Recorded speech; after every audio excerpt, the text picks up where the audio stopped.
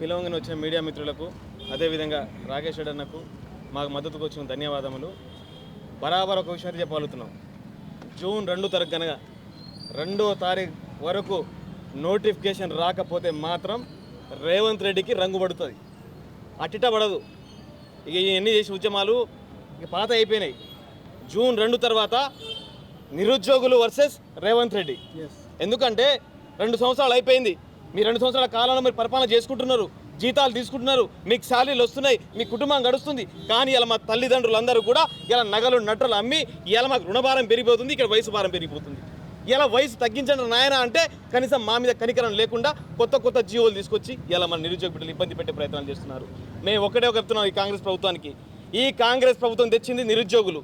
అదే కాంగ్రెస్ ప్రభుత్వాన్ని బొందన పెట్టకపోతే ఈ తెలంగాణ రాష్ట్రంలో నిరుద్యోగులు లేకుండా పోతుంది.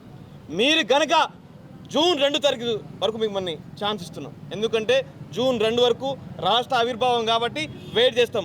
జూన్ 3 తారీఖు లెక్క పెట్టుకుని ఇక జూన్ 3 నుంచి అది ఎక్కడ దాకా వెళ్తున్నది మీ నోటికి ఇచ్చే బట్టి ఉంటుంది. లేకపోతే మాత్రం రేవంత్ రెడ్డి గారు మీకు ఎట్లా రంగు పడాలో మాకు తెలుసు.